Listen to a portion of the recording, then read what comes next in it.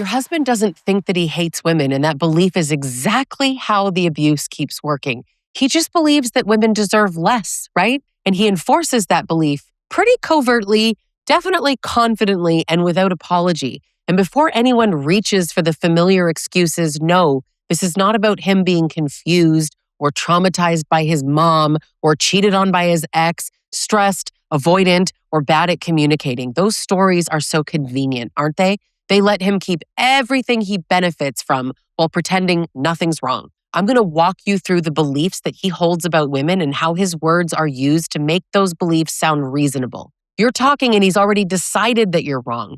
And you can see it happen as it's happening. He decides that you're wrong before you even finish speaking because your reality threatens something that he protects: power, comfort, authority, and the ability to see himself as the reasonable one. Those don't fade on their own. They have to be surrendered. And men who benefit from misogyny don't rush towards loss. And it makes sense when you see it that way. While you're explaining how something hurt you, he's projecting an identity that depends on not taking you seriously at all. That's why his face changes before you even finish your sentence. He knows where this is going. Accountability costs him. Dismissal keeps everything intact. So he dismisses every time. I'm Lisa Sonni. I'm a certified relationship coach, and I'm an expert in relationships that are toxic and abusive. And I teach women to recognize patterns because they repeat with ruthless consistency. I help women escape men like this and heal. And if you want language for what's happening while it's happening, not years later after the damage is already done, subscribe now because my channel exists so that women don't keep being told that they're overreacting to something that is painfully predictable. I expose it, and men hate that. So let's talk about the first belief, because this one actually runs the whole show. He believes that women's experiences are just unreliable by default, right? You are mid-conversation and you feel it immediately.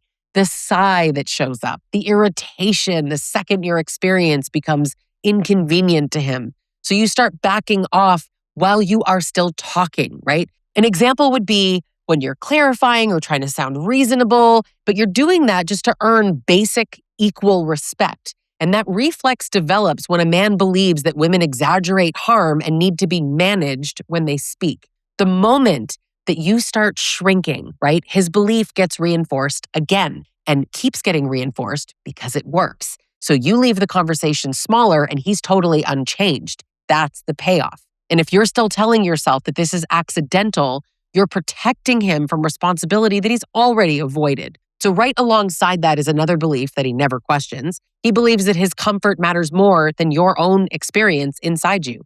Now, men love to say they don't hate women, right? I don't hate women. Absolutely not. I'm not a misogynist.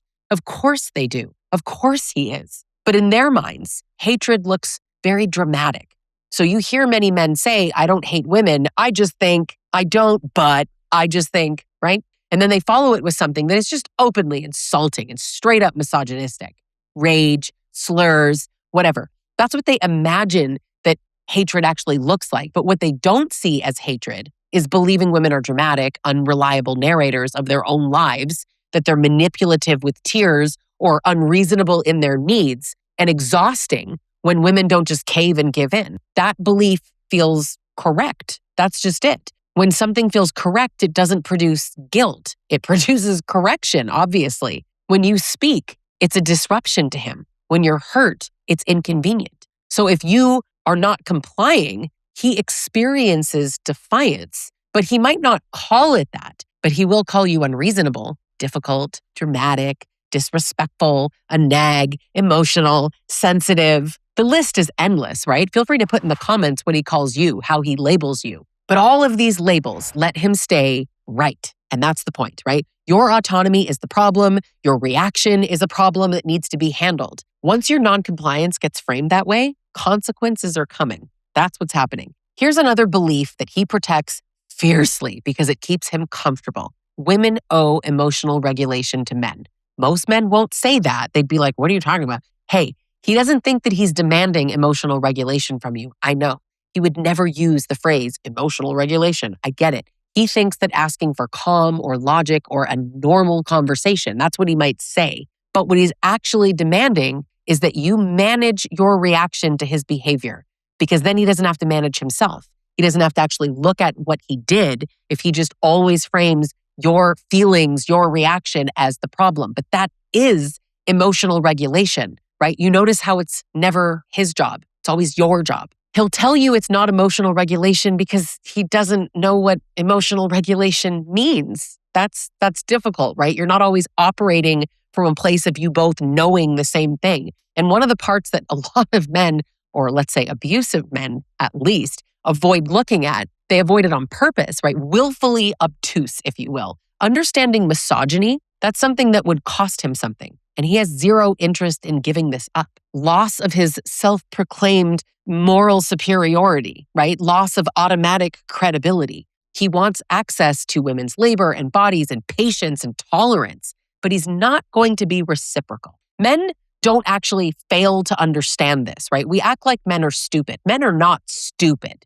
Men are intelligent and capable and aware, and they know that they are, in fact, capable of emotional regulation and logic. They just don't do that because they make you do it. This is why they refuse to reciprocate. They don't think they should have to. In fact, they think women have audacity for expecting it. And the most threatening of all, right? It would fracture the identity of being a good man, that's how he sees himself, while continuing to hurt women. That's why the ignorance is actually very willful, because not knowing keeps him comfortable, right? He gets to deny your reality and keep every benefit that denial provides. And he doesn't just benefit from that position, he enjoys it.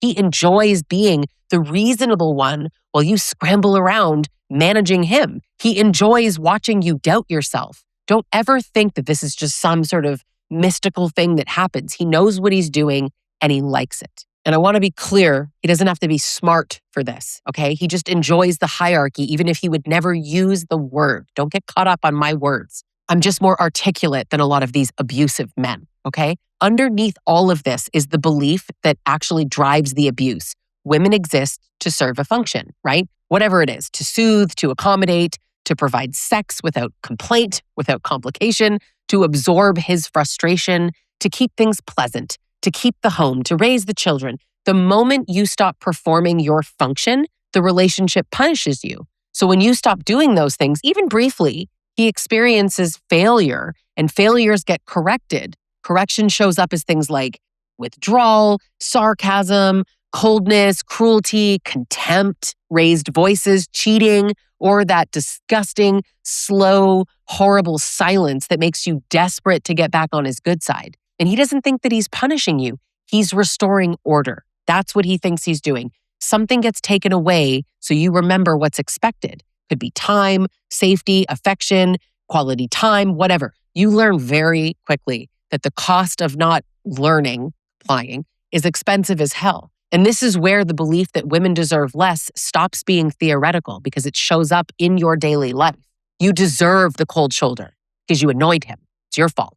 He only yelled because you didn't listen. You deserve to be cheated on because you didn't fuck him enough. The behavior follows a hierarchy. Clock this. His comfort, right here, yours, maybe even lower, right? That hierarchy exists whether he names it or not. And there's a whole cultural script reinforcing it, including garbage books like Why Women Deserve Less by Myron Gaines, a fat-phobic, aging, perpetually miserable, misogynistic scumbag, which don't invent the belief so much as say the quiet part out loud, right? Abusive men don't read that and recoil. No, they feel so affirmed. Watch the timing, right? Watch when his kindness really just disappears. Watch when it comes back. Watch how fast kindness comes back when you back down. If you apologize or re-engage, you're getting rewarded. That's what that is. You get the relief of the reward.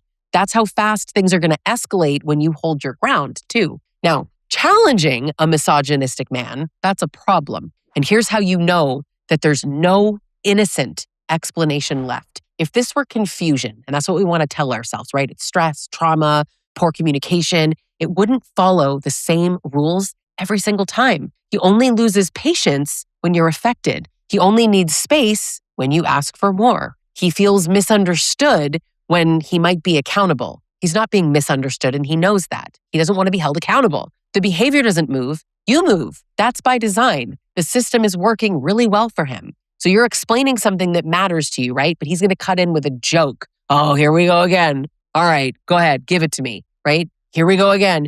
You're going on again. Here we go. Eye roll. All the things that make you know he doesn't care about what you're going to say, but maybe he lets you speak.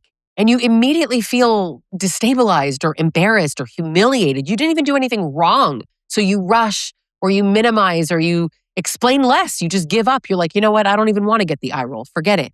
But that's you giving up. This moment comes back later when you're replaying the conversation and you're wondering why you couldn't say it better or couldn't say it at all. That's you adapting to a system that punishes women for taking up space. And every adjustment makes it worse. And he gets more comfortable inside of this. This is why so many women stay even when they can name the harm, right? Let's say this is a guy that loves his mother. He's got daughters. He's not violent. He's not the obvious villain. Exactly. Because abuse does not require monstrosity. And we act like it does, like he's this vicious, horrible, obviously cruel man. That's usually not what's happening at all. All of this just requires a belief that women's experiences just matter less than men's comfort. It's quiet misogyny, and it hides behind normal behavior and jokes. Don't even get me started on misogynistic jokes and how they creep into real life harm. People will constantly say, this is just how relationships work, right? And a lot of this looks ordinary. And so women just keep trying to solve it with effort. It's a cycle that's never ending, right? It's better communication and more patience and more understanding of his childhood. And if I can just get him into therapy, oh my God, right? All of this fails because effort does not challenge entitlement. Now, you might remember some early moments with him that didn't fully click at the time. I know I can, right? A casual insult towards his mother or sister. In fact, I actually vividly remember sitting across from my own abuser over lunch years and years ago, right? And hearing him casually just call his mother a B word. And then later he called his little sister, she was 22 at the time, the C word. But it barely registered because it's normalized. I was 27 in my defense, right? He would never say that he hates women. He would say that he loved women. He does say that. He loved what women gave him, attention, sex, validation. What he didn't love was women as equals, right? Access and respect are not the same thing. And confusing them keeps women stuck. You have to see them. He likes to have women, but that doesn't mean he likes women. Men fall back on biology or the so-called natural order. They're protecting power. They're not describing reality, okay? This is where I want to actually bring in Dr. Danielle Kramer. She's a sexologist and a patriarchy researcher. She's been on my podcast before. It was an amazing episode. You've got to check it out. She says it in a way that really cuts through the BS. She says, if History of Humanity were a 300-page book, patriarchy would show up in the last 10 pages. If human history were a 12-hour clock, patriarchy would appear at about 11:12 p.m. Why is she saying this, right? This is not ancient destiny or how it's always been. It's not biology, and it is sure as hell not the natural order of things. It is recent, and it was constructed. It's aggressively defended by misogynists because of who it benefits. You got to look at who's defending these systems, right? So when a man tells you it's just how men are, or it's just biology, what he's actually saying is that he does not want to give up a system that advantages him inside your relationship. Staying inside a relationship like this takes something from you every single day. You stop trusting yourself, your own reactions. You hesitate before speaking. We all know that feeling of just kind of should I even bring it up right now? Is it worth it? You're negotiating with yourself. Meanwhile, he gets a relationship centered around his comfort while never having to change. That's why the behavior persists. It drains you and it feeds him. And if you're still holding on to the idea that the right version of you could fix this, notice who that belief serves, girl. Please pay attention. It keeps you working and he's comfortable. Now, let me come back to this idea of him being a good man, because I know that he sees himself that way, and maybe you do too, like he's good, but he just does some bad things. The truth is, almost all of these men see themselves as good men. They can be straight up abusive and they think that they're good men. In fact, in my opinion, that's why you hear so many men say women don't even want the nice guy because they think they're a nice guy and they're not. I mean, it's ridiculous. They think that they're patient and reasonable and doing his best, and that identity matters to him more than the impact that he's having on you.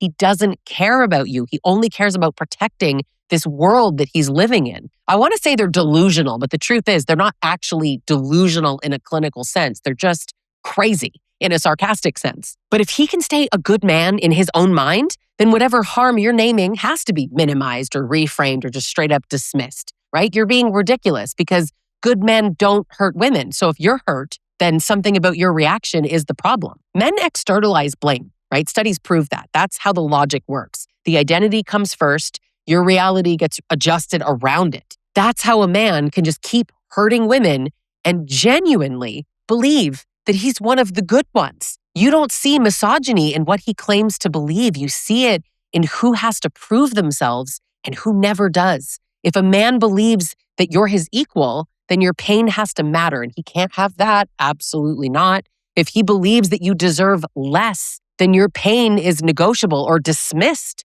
right? You're just dramatic. You women, so emotional, right? Meanwhile, who's the most emotional? It's men. Absolutely, it's men. Look how your pain is treated. When he hurts you, look at how he treats you. Not after. I'm talking right in it. That's your answer. That's why most abusive men don't think that they hate women, because they think that they're reasonable or just maintaining order, that this is what it's supposed to be like. You're just giving women what they deserve, right? Women are just emotional. Women are just liars. Women are just emotional. So they just dismiss you. And as long as this belief stays intact, nothing you do will change the outcome. You can bend and adapt and twist and overfunction and all of this, and the system will still keep producing the same result because it was built to.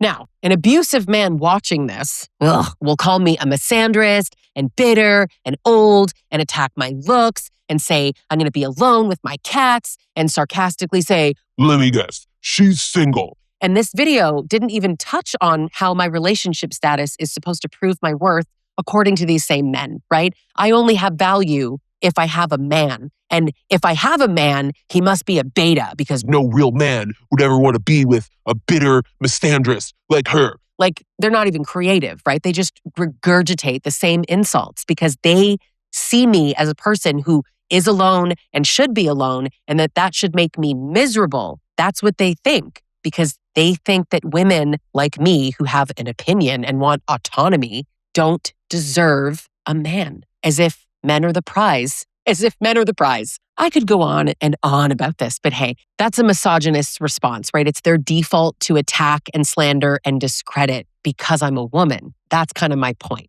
So if any men are doing that, maybe they didn't even make it to the end of the video, there's the examples in the comment section right now, right? But you tell me in the comments what you already see in your man. If you're trying to stop feeding a system that keeps making you smaller, you can work with me directly, or you can start with my books I've written 4. Thanks so much for watching, and I'll catch you in the next video.